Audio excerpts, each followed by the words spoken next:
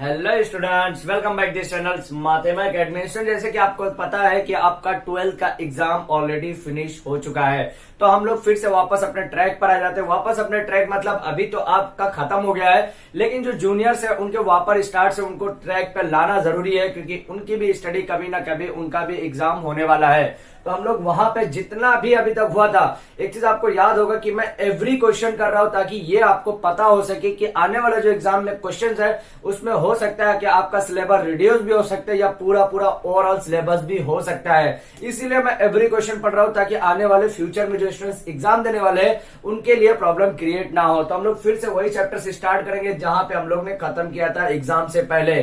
कौन सा चैप्टर था? Indifferent integration. एक्सरसाइज 3.2 के ए का हम लोग ने 12 क्वेश्चन ऑलरेडी कंप्लीट कर चुके थे। अभी हम लोग क्वेश्चन नंबर 13 से काम करने वाले हैं, और यहां तक हम लोग ने जो मेथड अभी तक सिर्फ ओनली वन मेथड देखा। कौन सा मेथड?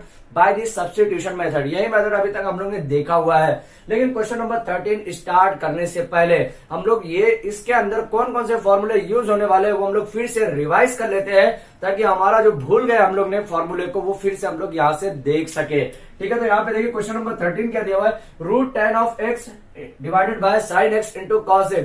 क्वेश्चन वही है, मतलब आपको मेथड वही सॉल्व करने का है, इंटीग्रेशन करने का है। और सब्स्टिट्यूशन मेथड से करना है कि बाय पार्ट से करना है कि पार्शियल मेथड से करने का है, ये आपको क्वेश्चन देख के पता चलना चाहिए। तो हम लोग सबसे पहले यहाँ पे फॉर्मूला फिर से एक बार देख लेते हैं, और ये फॉर्मूला हम लोग डेरिवेटिव से रिलेशन करके देखेंगे, ताकि फॉर्मूला हमारा डेरिवेटिव का भी इजी से याद हो सके और यहाँ पे हमारा इंटीग्रेशन का भी फॉर्मूला इजी से याद हो सके। ठीक है, तो सबसे पहले यहाँ पे फॉर्मूला देखो।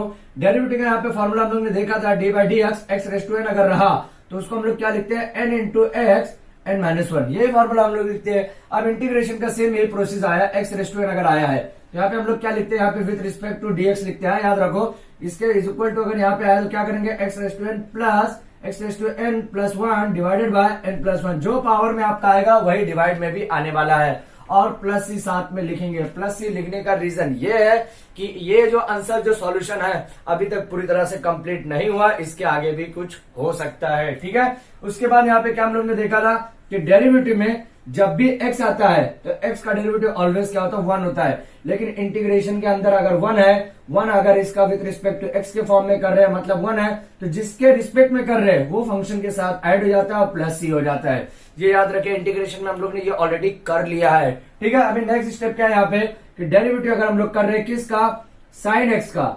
साइन एक्स का अगर डेरिवेटिव करेंगे तो क्या हो जाता है? Cos x. लेकिन इंटीग्रेशन के अंदर ऐसा नहीं है। साइन एक्स का अगर इंटीग्रेशन कर रहे हैं तो माइनस कॉस एक्स हो जाता है, उल्टा हो जाता है। मतलब यहाँ पे याद रखिए माइनस का पूरी तरह से चेंजेस है। यहाँ साइन एक्स का कॉस है, लेकिन यहाँ पे इंटीग्रेशन अगर साइन एक्स का कर रहे हैं तो माइनस कॉस एक्स। इसीलिए यही ध्यान में रखना आपको। ठीक है, और डेरिवेटिव ध्यान से देखिए। दूसरा डेरिवेटिव यहाँ पे अगर साइन का हो गया, अगर कॉस का डेरिवेटिव कर रहा हूं मैं, कॉस एक्स का डेरिवेटिव अगर मैं कर रहा हूं तो माइनस साइन एक्स होगा। लेकिन इंटीग्रेशन में अगर कॉस एक्स कर रहा हूं तो वो माइनस साइन एक्स नहीं होगा, वो सिर्फ ओनली साइन एक्स होगा। कितना? Only sine x. मतलब यहाँ पे माइनस का चेंजेस नहीं है। माइनस का चेंजेस कहाँ है? यहाँ पे साइन एक्स का माइनस कॉस एक्स है, और यहाँ कॉस एक्स का जब डेरिवेटिव करूंगा तो वो माइनस साइन एक्स है। इतना याद रखना आपको। ठीक है, ये फॉर्म हो गया। अब सेम यहाँ पे और थोड़ा फॉर्मूले 2-3 है, वो फॉर्मूले क्या याद रखो। अगर मैं डेरिवेटिव करता हूँ किसका? डेरिवेटिव अगर मैं करता हूँ tan x का, tan x का अगर मैं डेरिवेटिव करूंगा तो क्या हो जाएगा? sec square x. क्या हो जाएगा?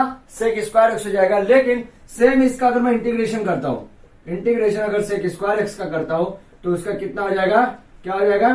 tan x हो जाएगा। अपोजिट है, पूरी तरह से अपोजिट है। इसका फॉर्म उल्टा हो जा रहा है। देखो ध्यान से देखो, यहाँ पे भी क्या किया मैंने? sin x का cos x हो गया और cos x का माइनस sin x। यहाँ पे देखिए sin x डेरिवेटिव किया मैंने, cos x हो गया, cos x डेरिवेटिव किया, sin x हो गया। सॉरी, ध्यान से देखिए यहाँ पे कि इंटीग्रेशन और डेरिवेटिव का चेंजेस कैसे होता है वो ध्यान से देखिए। देखिए ये फॉर्म देखिए, ये डेरिवेटिव है, ये इंटीग्रेशन है। ठीक है, देखो ये साइन एक्स का cos x हो गया डेरिवेटिव, और cos x का इंटीग्रेशन किया तो साइन x हो गया। अपोजिट है, इसीलिए बोला जाता है कि derivative is the inversely proportional of the integration. अगर डेरिवेटिव आपको अच्छे से आता है तो उसका पैरेलली आपको अपोजिट रखना है आपको, और वही अपोजिट आपको इंटीग्रेशन में सॉल्यूशन मिलने वाला रहता है। यहाँ पे देखिए cos x का डेरिवेटिव जब मैंने किया तो माइनस साइन एक्स आया, और साइन एक्स का डेरिवेटिव किया तो माइनस कॉस एक्स आया। समझ में आया? मतलब माइनस का चेंजेस देखिए कैसे कैसे हो रहा है। सेम tan x का डेरिवेटिव करूंगा तो sec स्क्वायर x आएगा, sec स्क्वायर x का इंटीग्रेशन करूंगा तो tan x आएगा। अपोजिट देखिए, अपोजिट यहाँ पे। उसके बाद यहाँ पे देखिए, अगर मैं डेरिवेटिव करता हूं sec x का, क्या करता हूं sec x का अगर मैं डेरिवेटिव करता हूं तो क्या आ जाएगा sec x into tan x, क्या आ जाएगा sec x into tan x हो जाएगा। सेम इंटीग्रेशन अगर मैं ये फॉर्म का करता हूं किसका, sec x into tan x का इंटीग्रेशन अगर करता हूं तो उसका आंसर क्या आएगा, sec x आएगा। क्या आएगा, sec x आएगा। समझ में आया। अगर मैं यहाँ पे dx नहीं लिखता इसका मतलब ये नहीं कि नहीं आने वाला है, मैं गलती से नहीं लिखाऊंगा, लेकिन आपको लिखना जरूरी है। उसके बाद ये फॉर्मूला हो गया। सेम फॉर्मूला हमको डेरिवेटिव जब मैं लेता हूं, कौन सा फॉर्म का डेरिवेटिव लेता हूं, अगर मैं cot x का डेरिवेटिव लेता हूं तो उसका फॉर्मूला क्या रहेगा, माइनस cosec स्क्वायर x, यही फॉर्मूला होता है। ठीक है। सेम अगर मैं इसका इंटीग्रेशन लेता हूं, cosec स्क्वायर x का इंटीग्रेशन अगर लेता हूं तो यहाँ पे क्या हो जाएगा, ये फॉर्म का क्या हो जाएगा, इंटीग्रेशन जब मैं लूंगा, हमेशा याद रखिए कि इंटीग्रेशन जब ले रहा हूं तो dx से साथ ही लूंगा। अगर यहाँ पे x है तो यहाँ पे dx रहेगा, यहाँ पे y है तो यहाँ पे dy रहेगा, यहाँ पे z है तो यहाँ पे dz रहेगा, यहाँ पे जो भी फंक्शन रहेगा सेम ये फंक्शन यहाँ पे काम करने वाला है, क्योंकि इसके बिना ये काम नहीं कर सकता और इसके बिना ये काम नहीं कर सकते। याद रखिए इंटीग्रेशन का रूल यही है। ठीक है। उसके बाद देखिए cosec स्क्वायर x अगर मैं इंटीग्रेशन लेता हूं यहाँ पे तो माइनस cot x हो जाएगा। अब एक चीज यहाँ पे, एक चीज श्योर रखिए कि इंटीग्रेशन के अंदर दो फंक्शन सिर्फ ऐसा है जो आपको स्क्वायर के अंदर मतलब पावर के अंदर इंटीग्रेशन का रोल बताता है, पावर के अंदर इंटीग्रेशन के रोल का फॉर्मूला बताता है। कौन सा फॉर्मूला है, ये पहला फॉर्मूला, ध्यान से देखिए, ये पहला फॉर्मूला, दूसरा फॉर्मूला ये है। मतलब दो ही फॉर्मूला ऐसा है जो पावर के अंदर भी रहा तो भी उसका फॉर्मूला रिलीज करता है, फॉर्मूला बनाता है। देखिए ये sec स्क्वायर है तो भी फॉर्मूला बताया, cosec स्क्वायर है तो भी फॉर्मूला बताया। बाकी कोई भी फंक्शन ऐसा फंक्शन नहीं रहने वाला है जो आपको पावर के फॉर्म में बताने वाला है। ये पावर है क्या, नहीं। ये पावर है क्या, नहीं। ये तो चलो डेरिवेटिव है। ये इंटीग्रेशन ये है क्या, नहीं है। इस पे देखो इंटीग्रेशन में इसमें है क्या, नहीं है। इसमें है क्या, नहीं है।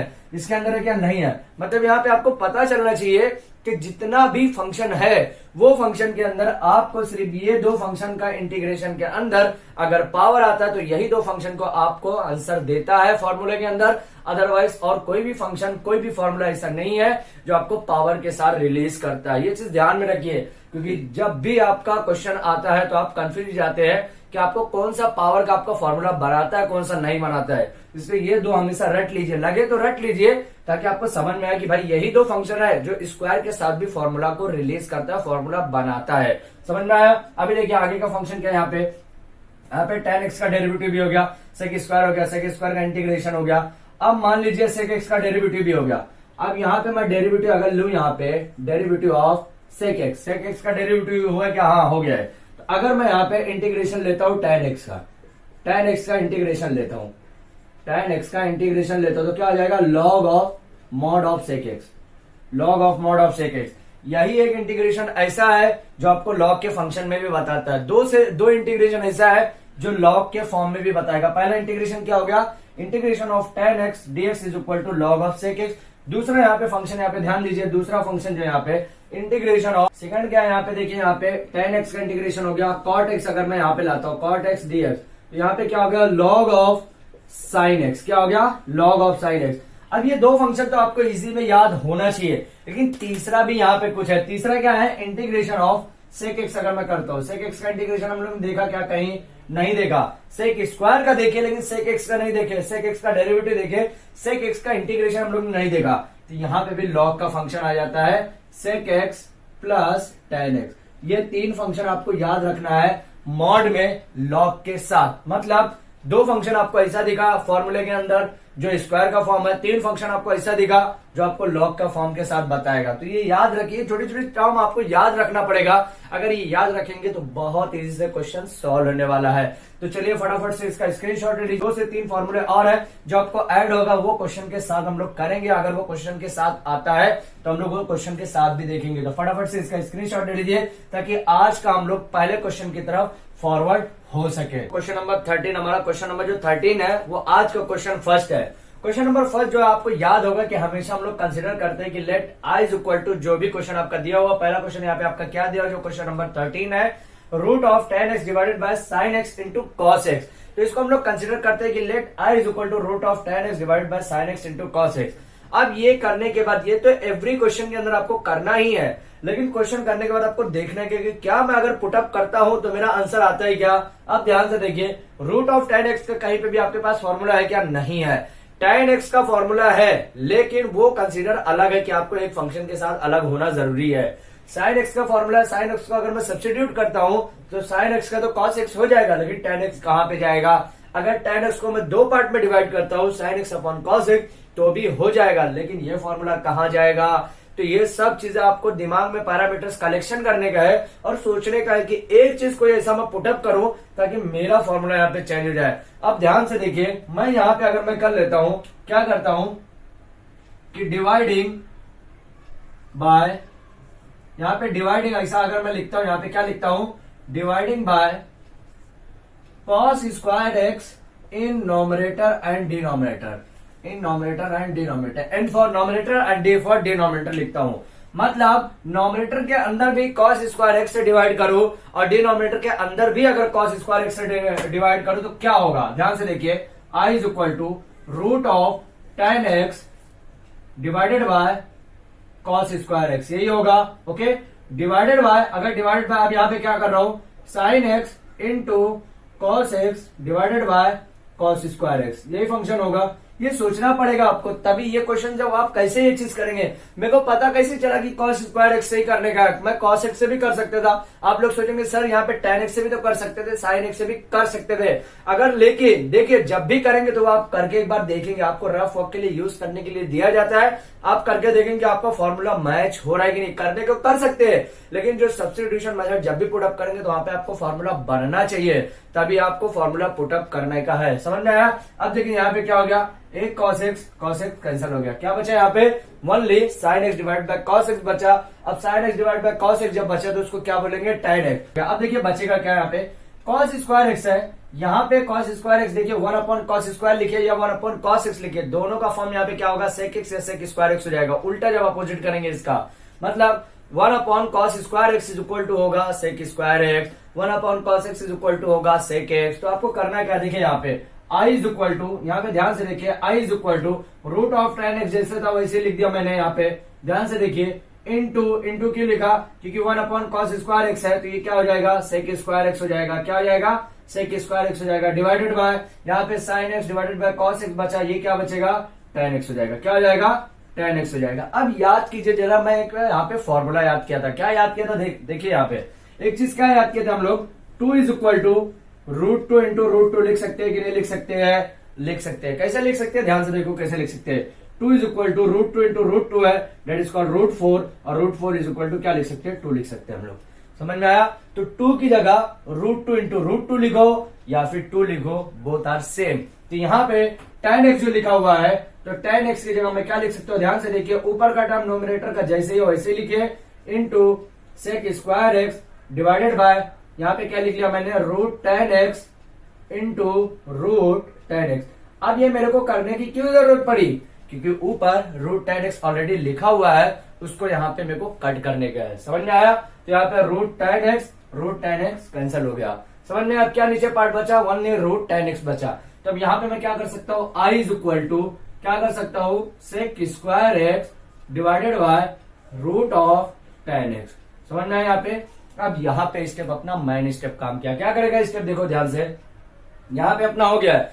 अगर मैं सब्स्टिट्यूशन मेथड में tan x पुटअप करता हूं तो मेरा sec स्क्वायर आएगा, बिल्कुल आएगा। कैसे आएगा, देखिए पुट में अगर करता हूं, put tan x is equal to क्या लिखता हूं, tan x is equal to लिखता हूं मैं t।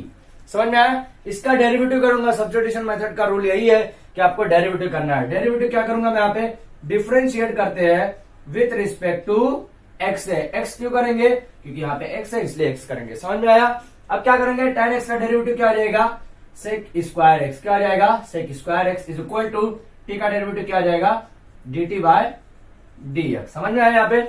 अब ये पार्ट का आप स्क्रीनशॉट ले लीजिए ताकि इसका बचा हुआ पार्ट मैं आपको बता सकूं। अब देखिए यहाँ पे करना है क्या आपको, यहाँ पे इंटीग्रेशन का रूल था, यहाँ पे dx लिखा हुआ था, ठीक है। यहाँ पे मैंने लिखा नहीं, लेकिन लिखना है आपको, ठीक है। अब देखिए यहाँ पे हुआ क्या, यहाँ पे sec स्क्वायर एक्स यहाँ पे लिखा हुआ है, dx भी है, तो मैं इसको कैसा कर सकती हूँ, ये फॉर्म को sec square x dx is equal to dt लिख सकता हूँ।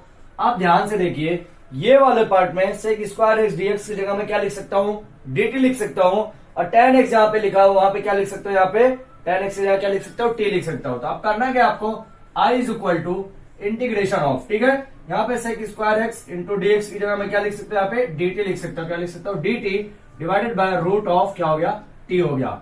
समझ में आया यहाँ पे रूट ऑफ टी कैसे हुआ, root as it is tan x की जगह क्या हो गया, यहाँ पे tan x की जगह क्या लिख दिया मैंने, t लिख दिया, sec स्क्वायर एक्स dx की जगह क्या लिख दिया, sec स्क्वायर एक्स dx की जगह क्या लिख दिया, dt लिख दिया। समझ में, अब यहाँ पे इंटीग्रेशन करना है। अभी आपको चेक करने का, चेक क्या करने का है कि यहाँ पे अगर t का फंक्शन है तो dt होना चाहिए, x है तो dx होना चाहिए, y है तो dy होना चाहिए, z है तो dz होना चाहिए। ये चीज आपको हमेशा चेक करना है। अगर यहाँ पे अलग है मतलब आपसे कहीं ना कहीं गलती हो रही है या क्वेश्चन में गलत दिया या क्वेश्चन के अंदर कुछ ना कुछ ऐसे ट्रिक दिया है जो आपको घुमा कर आपको करना है, ये चीज आपको दिमाग में रखने का, आपको हमेशा याद रखना पड़ेगा, ठीक है। अब ये करना क्या है, I is equal to integration of, यहाँ पे क्या है 1/2 है, रूट मतलब 1/2, तो t इज इक्वल टू यहाँ पे -1/2 dt लिख दिया मेरे साथ, चलेगा। यहाँ पे नीचे था 1/2 में ऊपर लेके चले गया -1/2। अब फॉर्मूला आपको यूज करना है, कौन सा फॉर्मूला यूज करना है, integration of x raise to n dx is equal to क्या यूज करना है, x raise to n plus 1 divided by n plus 1 plus c, यही फॉर्मूला यूज करने का है। ये कैसे पता चला, क्योंकि पावर है और फंक्शन के पावर यहाँ पे दिया हुआ। तो अब देखो करना क्या है, +1 करना है, तो -1/2 में अगर +1 करेंगे तो कितना हो जाएगा भाई, देखो यहाँ पे क्रॉस मल्टीप्लाई करेंगे तो -1 + 2 divide by 2 is equal to क्या हो जाएगा, 1/2 हो जाएगा। क्या हो जाएगा 1/2, क्योंकि 2 में से 1 क्या 1। अब यही जो 1/2 आएगा सेम नीचे भी 1/2 आएगा, समझ में आया।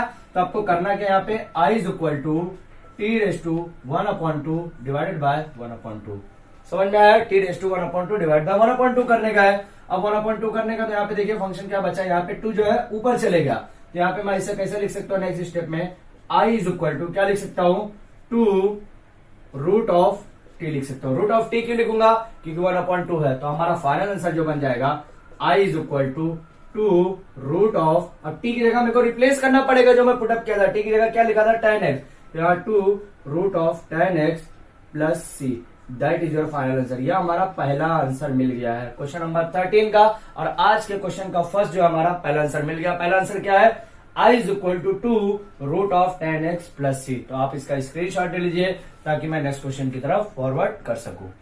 अब देखिए क्वेश्चन नंबर 13 हमारा कंप्लीट हो गया। अब हम लोग क्वेश्चन नंबर 14 की तरफ बढ़ते हैं, जो आज का क्वेश्चन नंबर 2 है यहाँ पे। अब देखिए क्वेश्चन नंबर जो 2 है आज के, x-1 का होल स्क्वायर दिया हुआ है डिवाइडेड बाय x² प्लस 1 का होल स्क्वायर यहाँ पे दिया हुआ। मैंने स्क्वायर नहीं लिखा था तो अभी लिखा है ताकि क्वेश्चन आपको समझ में इजी वे में आए। अब देखो यहाँ पे करना है कि आपको यहाँ पे इंटीग्रेशन की भी साइन में लगा दे रहा हूँ और dx अपनी तरफ से लिखना जरूरी है, ठीक है। अब यहाँ पे एक स्टेप और सेम वही लिखूंगा, I is equal to integration of x-1 का whole square divided by x² plus 1 का whole square dx। Okay, same step लिखा है, सेम मैंने सही से लिखा हुआ है। अब करना क्या यहाँ पे, अब सब्स्टिट्यूशन मेथड से अगर मैं यहाँ पे देखूं अगर, तो x² प्लस 1 अगर मैं पुटअप कर दूं यहाँ पे, for example x² plus 1 is equal to t put up कर दूं तो 2x बचेगा, 2x और यहाँ पे जो dt बाई dx था, जिसे फॉर एग्जाम्पल यहाँ पे अगर मैं पुटअप कर दूं x² plus 1 is equal to, put up कर देता हूँ t, फॉर एग्जाम्पल अगर मैं पुटअप करता हूँ तो यहाँ पे क्या बन जाएगा 2x हो जाएगा, क्योंकि 1 का 0 हो जाएगा, क्योंकि यहाँ पे जो कांस्टेंट है, कांस्टेंट का डेरिवेटिव ऑलवेज 0 होता है। 2x हो जाएगा और यहाँ पे dt बाई dx हो जाएगा, तो ये dx यहाँ पे अगर मैं रिप्लेस करता हूँ तो मेरा काम होएगा क्या, नहीं होगा। क्यों नहीं होगा, क्योंकि यहाँ पे कहीं 2x ऊपर लिखा हुआ है क्या, नहीं लिखा हुआ है, ओनली x-1 लिखा हुआ है। तो यहाँ पे मतलब सब्स्टिट्यूशन करने से पहले कुछ आपको अरेंजमेंट ऐसा करना पड़ेगा ताकि ये फॉर्मेट में चेंज हो जाए। तो देखिए चेंज होगा कैसे, यहाँ पे ये फॉर्मेट में चेंज होगा कैसे, ये ध्यान से देखिए। चेंज भी करना पड़ सकता है, अभी करेंगे कैसे। यहाँ पे ऊपर आपको कुछ दिख रहा होगा x-1 का होल स्क्वायर, मतलब a-b का होल स्क्वायर भी कर सकते हैं। यहाँ पे a² minus 2ab plus b square, ये फॉर्मूला हम लोग यूज कर सकते हैं। अब ये फॉर्मूला जब यूज करेंगे तो देखिए करना है कि आपको I is equal to integration of, अब ये फॉर्मूला हम लोग यूज क्यों कर रहे हैं, क्योंकि यहाँ पे जब हम लोग यहाँ पे फॉर्मूला बनेगा x² माइनस 2ab मतलब 2ab मतलब 2x प्लस 1 स्क्वायर, तो प्लस 1 स्क्वायर जो बनेगा तो x² प्लस 1 के अरेंजमेंट होगा। देखिए बनेगा कैसे, यहाँ पे ध्यान से देखिए, x² हो गया माइनस 2x प्लस क्या हो जाएगा 1 डिवाइडेड बाय x² प्लस 1 का होल स्क्वायर। समझ में आया कैसे हुआ। देखिए अब यहाँ पे आपको दिख रहा होगा कि x² प्लस 1 अगर मैं अलग से करूं तो एक सिस्टमेटिक इसके साथ भी बन जा रहा है। तो देखिए करेंगे कैसे, I is equal to integration of, यहाँ पे क्या करेंगे x² प्लस 1 माइनस 2x चलेगा, ऐसा कर सकते हैं हम लोग। सिस्टमेटिक सिर्फ हम लोग ब्रैकेट को अलग कर लिए हैं, divided by x square plus 1 का होल स्क्वायर dx। ठीक है, समझा। अभी नेक्स्ट स्टेप क्या करेंगे, एक पार्ट इसके साथ भेज देंगे, एक पार्ट इसके साथ भेजेंगे। क्या होगा देखिए, सेपरेट कैसे करेंगे, integration of x square plus 1 divided by x square plus 1 का whole square, okay, dx minus उसके बाद क्या करूंगा, इंटीग्रेशन ऑफ क्या कर दिया, 2x divided by x square plus 1 का होल स्क्वायर और dx। समझ में आया। अब देखिए करना क्या आपको, एक्स स्क्वायर प्लस 1 है एक, तो एक्स स्क्वायर प्लस 1 कैंसिल हो गया और एक पार्ट ये कैंसिल हो गया, क्योंकि दो पार्ट है यहाँ पे, मतलब एक पार्ट यहाँ पे कैंसिल हो गया। तो सेकंड पार्ट क्या बचा, I is equal to integration of 1 upon x square plus 1 dx, ये बच गया। समझ में आया। अभी नेक्स्ट स्टेप क्या होगा, माइनस 2 इंटीग्रेशन ऑफ क्या कर दिया मैंने, x divided by x square plus 1 का होल स्क्वायर और dx। समझा इतना। अभी देखिए, अगर मैं यहाँ पे i इज इक्वल टू दो पार्ट है, इसको अगर मैं i1 मान लेता हूँ, इसको i2 मान लूंगा, चलेगा।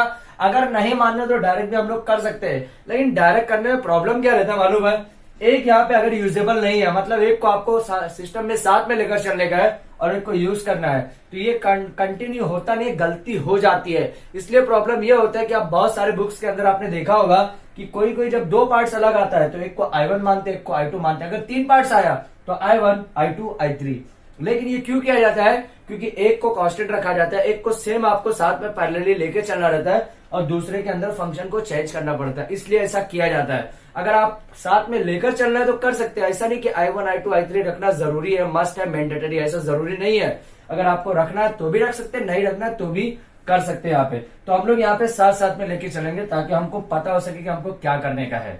अब देखिए करना क्या, यहाँ पे एक फॉर्मूला आपको याद होगी कि एक फॉर्मूला हम लोग ने देखा था, जो आज हम लोग ने देखा, बहुत पहले देखा होता है, ये फॉर्मूला भी आपको याद होगा। चलिए पहले डेरिवेटिव का फॉर्मूला ये देख लेते हैं हम लोग कि tan x is equal to tan inverse x is equal to क्या होता है, 1 upon 1 plus x square x. ये हम लोग ने डेरिवेटिव में देखा था। सेम इंटीग्रेशन के अंदर यहाँ पे अपोजिट था, इंटीग्रेशन क्या था, 1 upon 1 plus x square x अगर आया, integration with respect to dx क्या आया, तो इसको हम लोग क्या लिख सकते हैं, tan इनवर्स ऑफ x लिख सकते हैं। ये फंक्शन सेम ऐसा दिख रहा है आपको, सेम यही है, फॉर्मूला यूज करना है आपको। मतलब ये फंक्शन ऐसा दिया एक्स स्क्वायर पर। अभी आप ये मत बोलिएगा कि सर यहाँ पे एक्स स्क्वायर तो पहले लिखा है, भाई इसके पास भी प्लस है, इसके पास भी प्लस है, तो आगे पीछे लिखेंगे चलेगा, कोई प्रॉब्लम नहीं है। एक्स स्क्वायर मतलब dx का फॉर्म भी यहाँ पे है, तो यहाँ पे इसका इंटीग्रेशन जब हम लोग करें तो इसकी जगह क्या लिख सकते हैं, tan इनवर्स x लिख सकते हैं। अब ये फॉर्म तो यूज हो गया, यहाँ पे क्या करेंगे, सेम यहाँ पे सब्स्टिट्यूशन मेथड यूज करेंगे। देखिए करना क्या, यहाँ पे ये स्टेप मैं यहाँ पे भी सॉल्व कर रहा हूँ, तो i इज इक्वल टू क्या हो जाएगा, i इज इक्वल टू यहाँ पे डायरेक्टली फॉर्मूला लगेगा, फॉर्मूला लगा दिए तो क्या हो गया, tan इनवर्स ऑफ x हो गया, माइनस यहाँ पे क्या हो गया, minus integration of 2x divided by x square plus 1 का होल स्क्वायर और क्या हो गया, dx हो गया। अब मैं पुट कर रहा हूं, क्या पुट करूंगा, यही पुट करूंगा। क्यों करूंगा, क्योंकि मैंने थोड़ी देर पहले देखा था एक्स स्क्वायर प्लस 1 का अगर मैं पुटअप करूंगा तो एक्स स्क्वायर का जब मैं डेरिवेटिव लूंगा तो 2x हो जाएगा, और 2x यहाँ पे ऑलरेडी मेरा मिला हुआ है, बचा हुआ है, बता हुआ है, ठीक है, पहले से पता है, ठीक है। तो यहाँ पे क्या हो गया, put x square plus 1 is equal to t. समझ में आया। अब x square plus 1 is equal to t put up किया, यहाँ पे क्या लिखूंगा मैं, डिफरेंशिएट किया विथ रिस्पेक्ट टू किसके, एक्स के रिस्पेक्ट में किया, तो यहाँ पे क्या हो गया, 2x, एक्स स्क्वायर का क्या हो गया, 2x हो गया, प्लस 1 का क्या हो गया, 0 हो गया, यहाँ पे इज इक्वल टू टी का क्या हो गया, dt बाय dx हो गया, क्या हो गया, dt बाय dx हो गया। अब ये dx इधर रिप्लेस होगा तो क्या हो जाएगा, 2x dx is equal to dt। समझ में आया, 2x dx। अब यहाँ पे 2x दिख रहा है आपको, dx भी दिख रहा है, मतलब 2x dx की जगह क्या पुटअप कर सकते हैं हम लोग, dt पुटअप कर सकते हैं, और एक्स स्क्वायर प्लस 1 की जगह क्या पुटअप कर सकते हैं, टी पुटअप कर सकते हैं। तो यहाँ पे हम लोग लिखेंगे कैसा function, i is equal to tan inverse x, जैसा वैसे लिखना आपको, tan inverse x minus integration of 2x dx की जगह क्या लिखेंगे, यहाँ पे देखिए 2x dx की जगह क्या लिखेंगे, dt लिखेंगे, divided by x square plus 1 की जगह क्या लिखेंगे, t लिखेंगे, और वो t कैसा हो जाएगा, स्क्वायर के साथ होगा। समझ में आया, स्क्वायर के साथ होगा। अब ये टी स्क्वायर है तो 1/t² का फॉर्मूला होता है क्या, नहीं, तो टी स्क्वायर को हमको ऊपर लेके जाना पड़ेगा, डिनोमिनेटर में नहीं फॉर्मूला होता है, इसको हमको ऊपर लेके जाना पड़ेगा। तो फॉर्मूला बनेगा कैसे, i is equal to tan inverse of x minus integration of t minus 2, मतलब पावर जो है -2 में आ गया और dt हो गया। समझ में आया, सेम फॉर्मूला वही यूज होगा, कौन सा फॉर्मूला होगा, x raise to n integration जो हम लोग करते हैं वो फॉर्मूला कैसा होगा, x⁻n+1 डिवाइडेड बाय n+1। अब -2 है, -2 में +1 ऐड करूंगा तो कितना आ जाएगा, -1 होगा। मतलब -1 जो पावर में ऊपर आएगा सेम नीचे भी आने वाला है, क्योंकि ऊपर जो आ रहा था सेम नीचे भी आएगा। तो हम लोग यहाँ पे फॉर्मूला यूज कर लिए, तो फॉर्मूला क्या हो गया, I = tan inverse of x minus यहाँ पे कितना हो गया, t⁻⁻1 डिवाइडेड बाय -1 + c। समझ में आया, -1 + c। ये माइनस मिलके क्या हो गया, प्लस हो गया। क्या हो गया, प्लस हो गया। तो I = tan inverse of x minus, और ये माइनस मिलकर प्लस हो गया था तो प्लस, और t-1 है तो ऊपर से जब नीचे आएगा तो +1 में आ जाएगा। +1 में मतलब यहाँ पे आपको जो पावर है वो प्लस में आ जाएगा, तो ओनली t बचेगा। अब t हमको सिर्फ t में नहीं रखना है, क्यों, हम लोग t को t में क्यों नहीं रख सकते, उसका भी रीजन है। यहाँ पे x है तो यहाँ पे t रख सकते क्या, नहीं रख सकते। या तो पूरा t रखिए या तो पूरा x रखिए। आप ऐसा नहीं कर सकते क्वेश्चन के अंदर कि t भी साथ में रखेंगे x भी रखेंगे, एक ही रखना है, एक ही फंक्शन को आपको शो करना पड़ेगा। तो x यहाँ पे रखा हुआ तो इसको भी x में रखना पड़ेगा। तो t की जगह हम लोग क्या पुटअप कर सकते हैं, x² + 1 पुटअप कर सकते हैं। तो हमारा फाइनल आंसर क्या मिल जाएगा, I = tan inverse of x + 1/x² + 1 + c। That is your final answer of question number 14। और जो क्वेश्चन नंबर का आज का 2 है यहाँ पे हमारा कंप्लीट होता है। आप इसका स्क्रीनशॉट ले लीजिए ताकि मैं क्वेश्चन नंबर 15 की तरफ फॉरवर्ड कर सकूं। आज देखिए क्वेश्चन नंबर 15 जो आज का क्वेश्चन नंबर 3 है, और ये आज के लेक्चर्स का लास्ट क्वेश्चन है, क्योंकि आज हम लोग क्वेश्चन नंबर 3 ही किया है। लेकिन इसके साथ हम लोग ने रिवाइज किया कि फॉर्मूला पुराने, हमारे फॉर्मूले पुराने मतलब जो इंटीग्रेशन के हम लोग ने फॉर्मूले ऑलरेडी देखे थे, लेकिन फिर से हम लोग ने उसको मॉकअप किया, थोड़ा सा रिवाइज किया कि ताकि हमको याद हो सके कि फॉर्मूला हम लोग ने क्या क्या यूज किया है और यही फॉर्मूला कहाँ कहाँ आगे यूज करने वाले हैं। ठीक है, तो हमारा क्वेश्चन नंबर 15 में सेम आपको फिर से यहाँ पे लिख रहा हूं मैं, I = integration of 2 sin x into cos x divided bye, और क्या करूंगा, 3 cos² x इंटू है क्या, नहीं, प्लस 4 sin² x dx तो साथ में आपको लिखना ही है। अब देखिए सब्स्टिट्यूशन मेथड से आपको करना है कि नहीं करना है, अगर होगा कि नहीं होगा कि कुछ हमको चेंजेस करने के पहले चेक करना पड़ेगा। अब चेक कैसे होगा, ऐसा जरूरी नहीं है कि हमेशा आपको डिनोमिनेटर का फंक्शन ही सब्स्टिट्यूशन मेथड के लिए यूज किया जाए, आपको यहाँ पे नोमिनेटर का फंक्शन भी यूज हो सकता है। ये मत सोचिएगा कि सर हमेशा आपको डिनोमिनेटर फंक्शन के लिए, क्योंकि क्वेश्चन का सिस्टमेटिक वैसा दिया रहता है इसलिए हम लोग डिनोमिनेटर का फंक्शन करते हैं। लेकिन ऐसा जरूरी नहीं कि हर बार वही हो, कभी कभार क्वेश्चन में आपको नोमिनेटर के अंदर आपको फंक्शन चेंज करना पड़ सकता है अकॉर्डिंग टू सब्स्टिट्यूशन मेथड के हिसाब से। ठीक है, तो आपको करना क्या, यहाँ पे देखिए, अब यहाँ पे आपको तुरंत दिमाग में आ गया होगा कि सर हो सकता है कि आप जो हिसाब से आप बोल रहे हैं क्या पता ये क्वेश्चन के अंदर ऐसा ही हो कि इसके अंदर चेंजेस करना पड़ सकता है। देखते हैं, आपको हर क्वेश्चन के अंदर आपको नोमिनेटर और डिनोमिनेटर के अंदर दोनों चेक करना पड़ेगा कि सब्स्टिट्यूशन मेथड से यहाँ पे फॉलो हो रहा है कि नहीं हो रहा है। ठीक है, तो यहाँ पे नीचे का अगर मैं फंक्शन चेक करूँ तो अगर मैं नीचे वाला रखूंगा तो 3 यहाँ पे क्या हो जाएगा, 6 cos x। चलिए मैं चेक कर लेता हूँ, यहाँ पे चेक क्या करूंगा, यहाँ पे चेक करता हूँ कि 3 cos² x + 4 sin² x = ले लेता हूं मैं t नहीं, आज मैं चलो ये वाले क्वेश्चन में m ले लेता हूं, चलेगा, कुछ भी ले सकते हैं, कोई प्रॉब्लम नहीं है, x छोड़ के कुछ भी ले सकते हैं। मैंने m ले लिया, अगर मैं इसको आप क्या कर दूं, डिफरेंशिएट कर दूं विद रिस्पेक्ट टू m से करूंगा क्या, नहीं, x से करूंगा, विद रिस्पेक्ट टू किससे करूंगा, x। तो यहाँ पे क्या हो जाएगा, ध्यान से देखिए, पीएफए मेथड अगर याद होगा, स्टार्ट में मैंने एक पीएफए मेथड बताया था, पावर फंक्शन एंगल मेथड। तो यहाँ पे power function angle method use करना है। अगर वो सब लेक्चर आप लोग ने नहीं देखा है तो मैं लेक्चर वो सब डिस्क्रिप्शन में उसकी लिंक प्रोवाइड कर दूंगा ताकि आपको समझ में आए कि पीएफए मेथड से सॉल्व कैसे करना है। पीएफए मेथड जो डेरिवेटिव के अंदर है, लेकिन डेरिवेटिव का मैंने बोला है कि इंटीग्रेशन और डेरिवेटिव ऑलमोस्ट पैरेलली अपोजिट है, एक दूसरे के अपोजिट है।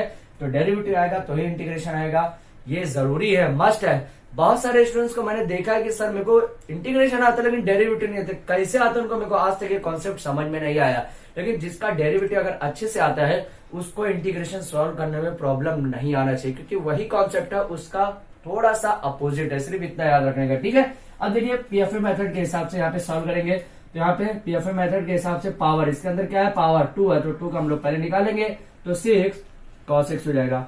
ओके, अब cos x मतलब यहाँ पे cos का डेरिवेटिव मतलब फंक्शन का डेरिवेटिव, पावर हो गया, फंक्शन का डेरिवेटिव करेंगे तो cos का डेरिवेटिव क्या आ जाएगा, इनटू माइनस साइन एक्स, मैं माइनस यहाँ पे लिख देता हूँ, साइन एक्स, एंगल तो कुछ भी नहीं है, एक्स है तो एक्स का 1 हो गया, तो डायरेक्टली यहाँ पे 1 का 1 ही लिखा हुआ है मैंने। ठीक है, अभी नेक्स्ट स्टेप प्लस, यहाँ पे देखिए पावर का यहाँ पे 4 दूना 8, जिसको हम लोग बोलते हैं 8 साइन एक्स, हो गया ना पावर का।